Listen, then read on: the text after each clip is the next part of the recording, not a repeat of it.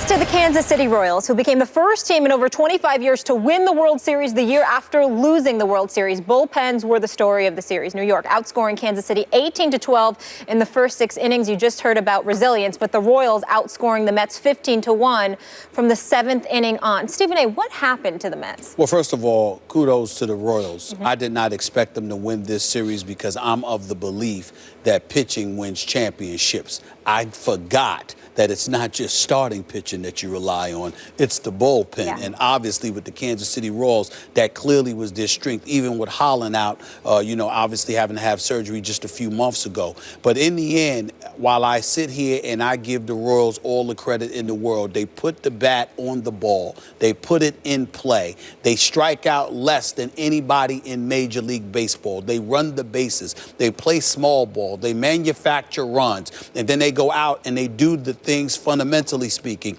that you need to do in order to win. The one thing that I think, however, must go, we have to speak on it, can't go unnoticed. The Mets had a lead in Game 1. You blew it. Not just an error by Wright, but also the blown save by Familia, all right, who didn't trust his 97-mile-per-hour sinker and instead tried to quick pitch Alex Gordon and then ended up costing him. You had the lead in Game 4, and you ultimately blew that, and you had the error by Daniel Murphy. You had the lead last night. Matt Harvey was sensational, answered the bell, pitched 8 complete innings. I had no problem with Terry Collins sending him out there to pitch, but he should have yanked him once he walked Kane. He should not have let him pitch to that second batter. Kane stole second, and then Hosmer smacked that shot, and ultimately Kane came home. That was the mistake. That's the lone mistake that was made as it pertained to Harvey. But in the end, the Mets lost this game because the Royals were more fundamentally sound. They know how to play this game, and more importantly, the Mets choked. There's no other way around this. When you lose because of errors, you have choked. That's what happened. Lucas Duda last night, the throw to home plate, not catch, wild throw and not catching Hosmer. That you could have ended the game right there. He messed up. So it's Duda, it's Murphy, and by the way, Cespedes, didn't show up. Daniel Murphy didn't show up. They won't be back next year. They played well through the playoffs, but when the World Series arrived, your hitters didn't hit and your defense committed errors, and it was against the most fundamentally sound team in baseball. That's why the Kansas City Royals are the champions. If Lucas Duda just makes a decent throw home, they're going back to Kansas City for Game 6, That's right? That's right. And he overgrips the ball and threw a big curveball that the catcher couldn't even flag down. And all of a sudden, the heart fell out of the Mets. They were devastated again. Here's my bottom line to this World Series. The Mets turned back into the sad sack Mets. And you've been in New York a long time. You've covered a lot of Mets. You know the Mets.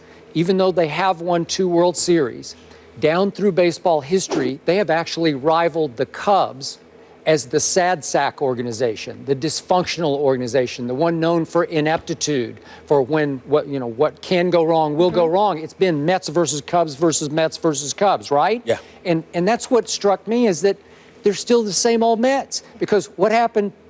The first batter up for Kansas City in Game 1, bottom of the first. Remember Escobar? That's right. Hits a long fly. And Cespedes, I don't know what he's doing. And he either lost it in the lights or his shoulder is hurting or whatever, and it bounces off his foot into an inside the park home run. Cespedes seemed like he didn't even care half the time. He didn't care. And batted 3 for 20 in this series with 6 strikeouts. And then Familia, untouchable, and he leaves the ball up and over the plate to Alex Gordon, and he hits it to Oklahoma City. Remember that?